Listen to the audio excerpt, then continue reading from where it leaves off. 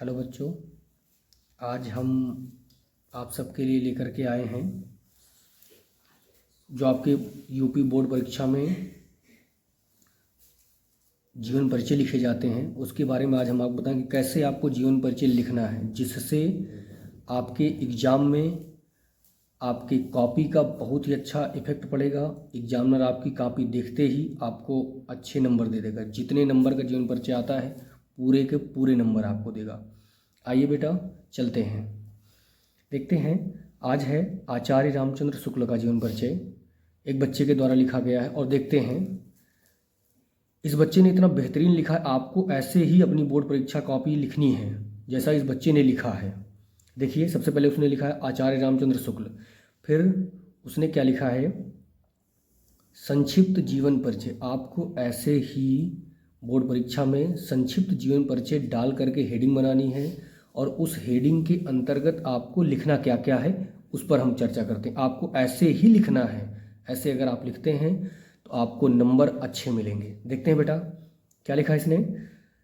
नाम आचार्य रामचंद्र शुक्ल, इनका जन्म कब हुआ था, सन 1884 ईस्वी में। इनका जन्म स्थान क्या है, बस्ती। जिला कौन सा है, बस्ती जिला है। गांव का नाम क्या है, अगोना गांव ग्राम है। पिता का नाम क्या है, श्री चंद्रबली शुक्ल। भाषा क्या क्या है, शुद्ध, साहित्यिक, सरल एवं व्यवहारिक भाषा। शैलियों पर बात करते हैं। इनकी कई सारी शैलियाँ थीं जो हैं। शैली कौन है, वर्णात्मक शैली, विवेचनात्मक शैली, व्याख्यात्मक, आलोचनात्मक, भावात्मक तथा हास्य व्यंग्यात्मक शैली। बेटा देखिए, ऐसा ही आपको करना है कि पहले एक जो संक्षिप्त जीवन परिचय लिखते हैं उसके अंतर्गत हम ये देखते कौन कौन सी महत्वपूर्ण चीज़ें होती, जैसे नाम हो गया, जन्म स्थान, जन्म, पिता का नाम, भाषा, शैली। अगर अब इसमें जैसे एक स्थान और हम जोड़ सकते थे, अगर इनकी माता का नाम पता होता तो हम माता का नाम भी लिख सकते थे। और इसी तरीके से आप लिखें। और हम आगे देखते हैं, इस बच्चे ने और लिखा हुआ है, और आगे देखते हैं कि कैसे लिखा है इस बच्चे ने।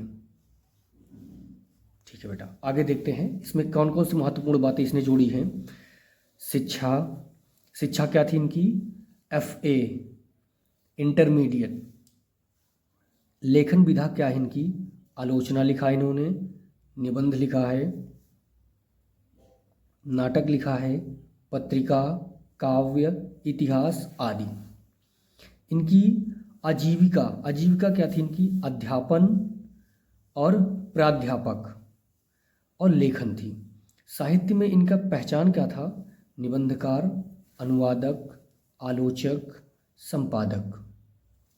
आगे देखिए बेटा, तो साहित्य में स्थान, इनका जो साहित्य में स्थान था, इस शुक्ल जी को हिंदी साहित्य के जगत में आलोचना का सम्राट कहा जाता हो।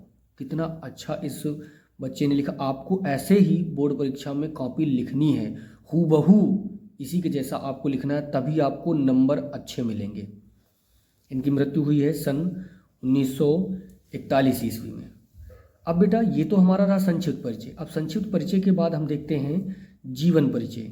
जीवन परिचय में क्या है, बच्चे ने कितना अच्छा लिखा है। आचार्य रामचंद्र शुक्ल का जन्म सन 1884 ईस्वी में बस्ती जिले के अगोना नामक ग्राम में हुआ था। इनके पिता का नाम चंद्रबली शुक्ल था।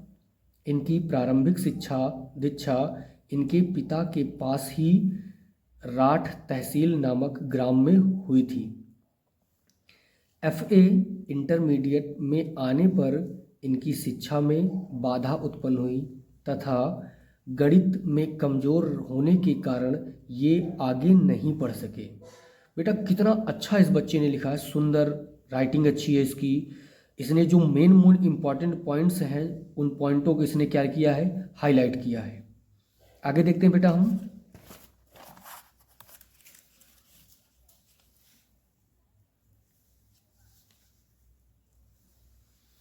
फिर इसके बाद क्या लिखा है बेटा, इसने लिखा है उसके बाद इन्होंने सरकारी नौकरी की, किंतु स्वाभिमान के कारण इन्होंने सरकारी नौकरी छोड़कर थोड़े समय के लिए मिर्ज़ापुर के ही मिशन में चित्रकला के अध्यापक के रूप में कार्य किया। मिर्ज़ापुर के पंडित केदारनाथ पाठक एवं प्रेमघन के संपर्क में आकर इन्होंने हिंदी, उर्दू, बांग्ला, संस्कृत, अंग्रेजी आदि भाषाओं का ज्ञान अर्जित किया। वाह, इस बच्चे ने कितना अच्छा बताया है कि इन्हें कितनी भाषाओं का ज्ञान था। इसने लिखा भी है हिंदी, उर्दू, बांग्ला, संस्कृत, अंग्रेजी, कई सारी भाषाओं का इन्हें ज्ञान अर्जन था। आनंद कंदाबनी नामक पत्रिका में इनकी रचनाएं प्रकाशित होने लगी। इन्होंने 19 वर्ष तक नागरी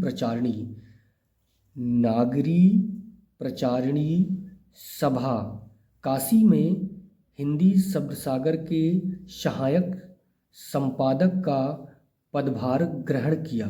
ये काशी हिंदू विश्वविद्यालय में हिंदी के प्राध्यापक भी रहे।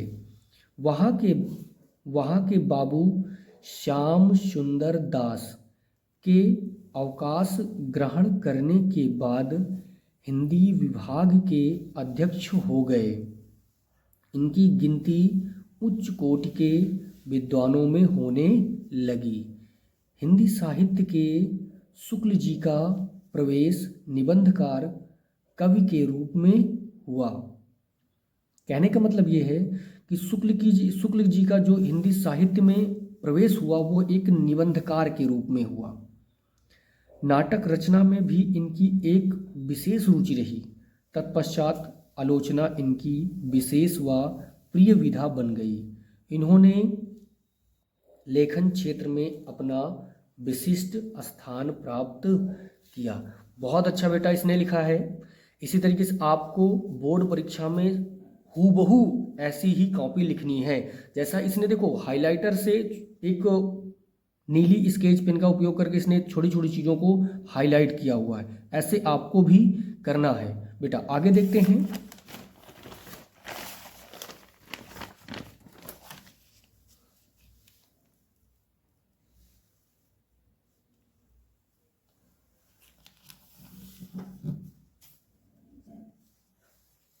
वे अपने जीवन के अंतिम क्षणों तक साहित्य लेखन में निरंतर लगे हुए थे।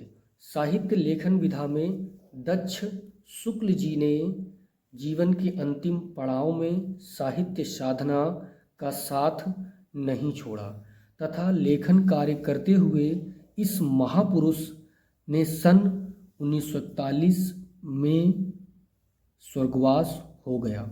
इनकी कृतियाँ क्या हैं? इस बच्चे ने कितना महत्वपूर्ण चीज़ लिखा हुआ है कि कृति जानना बहुत ज़रूरी है। अगर हम कृति नहीं जानेंगे तो हम किसी भी चीज़ को समझ नहीं पाएंगे। कृतियाँ इनकी क्या क्या है? इन्होंने निबंध लिखा है, आलोचना लिखा है, इतिहास लिखा है, संपादन, काव्य रचना और अनुवाद भी किया है इन्होंने।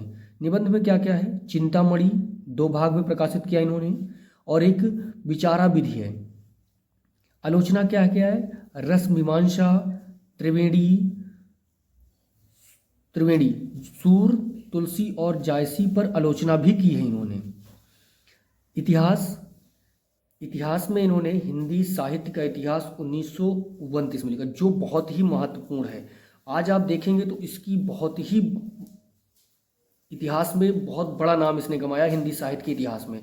आचार्य रामचंद्र शुक्ल के अलावा कई सारे इतिहासकार हुए हैं, लेकिन इनसे अच्छा इतिहास किसी ने नहीं बताया हिंदी साहित्य का। संपादन है तुलसी ग्रंथावली, जायसी ग्रंथावली, हिंदी शब्द सागर, नागरी प्रचारिणी पत्रिका, भ्रमर गीत सागर, आनंद कंदाबिनी। अब काव्य रचना में क्या लिखा है इन्होंने? अभिमन्यु वध, 11 वर्ष का समय। अनुवाद इन्होंने कौन कौन सा किया है?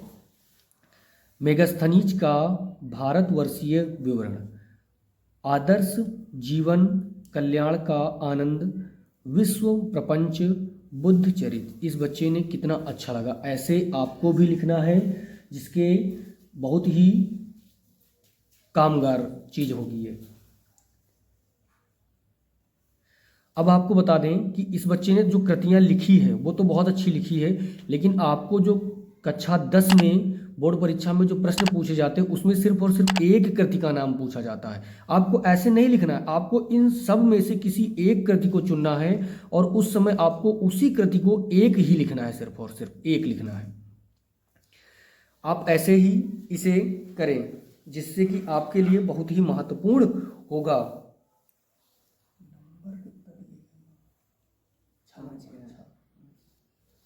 और ये रहा बोर्ड, यूपी बोर्ड में ये 6 नंबर का प्रश्न आता है, तो आप इस बच्चे को पूरे के पूरे 6 में 6 नंबर मिलते हैं। वीडियो अच्छी लगी हो तो चैनल को लाइक करें, सब्सक्राइब करें और कमेंट में अपने जवाब जरूर दें। आपको कोई भी प्रश्न पूछना हो कमेंट में उत्तर जरूर दें। कमेंट में क्वेश्चन पूछें, हम कमेंट बाद में देख करके उसी पर आपको वीडियो अपलोड कर देंगे। जिस भी बारे में जानना हो आपको, आप लिखें, जरूर कमेंट जरूर करें।